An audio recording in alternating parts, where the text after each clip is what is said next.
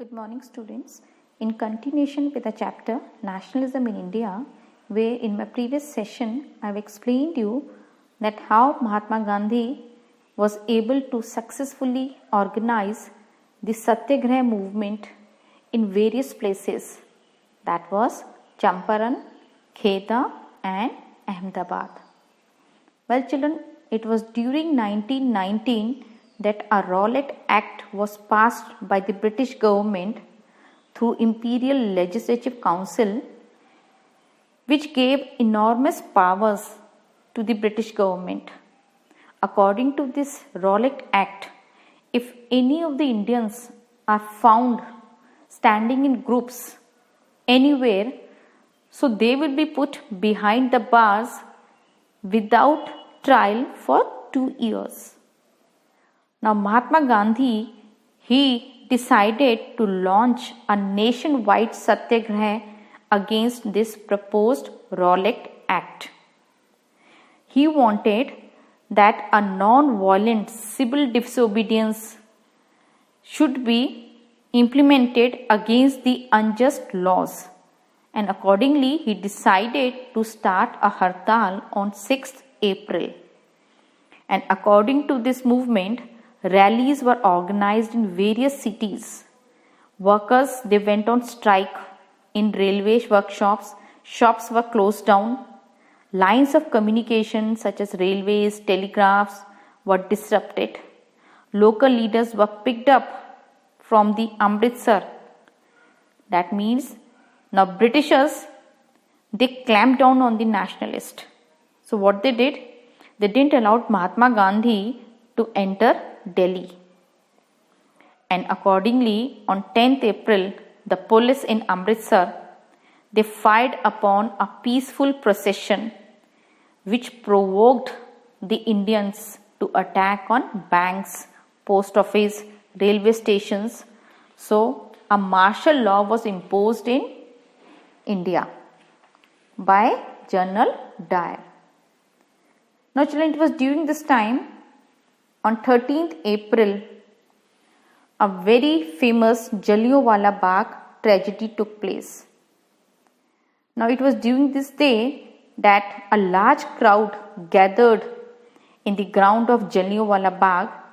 Some came over there to protest against the government's new act, that is Rowlatt Act. Others came over there to attend the Baisakhi fair. Now people were not knowing that what exactly was going to happen with them. Now this was a time when General Dyer, he thought of teaching a lesson to the Indian. So what he did, he blocked the exit points of Jallianwala Bagh and ordered his troops to open the fire on the crowd. And do you know, children, people were killed, innocent people, small babies, children, old people. Some of them, they jumped into the well to save their lives. The main object of General Dyer over here was to produce a moral effect, to create in the minds of satyagrahis a feeling of terror. And as this news of Jallianwala Bagh spread throughout the country, crowds came down on the streets. There were strikes, clashes with the police, attacks on government buildings. But government responded brutally. They humiliated, they terrorized the satyagrahis. And you know, these satyagrahis were forced to rub their nose on the ground, crawl on the streets and do salam to all sahibs. Many of the people, they left their house and they ran away. Now this was the time when Mahatma Gandhi realized that seeing all that violence around him, he thought to call off this movement.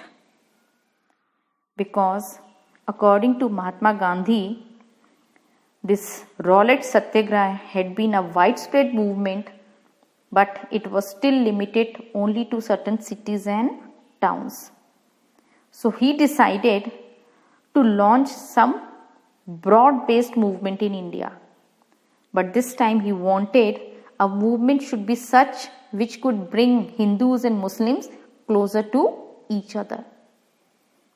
And he got this opportunity, you can say, that a way of bringing Hindus and Muslims under a single umbrella, because it was during this time that the First World War had ended, and that ended with the defeat of Ottoman Turkey.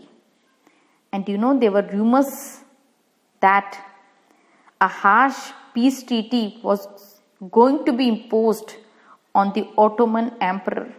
And this Ottoman Emperor was regarded as the spiritual head of the Islamic world throughout the world.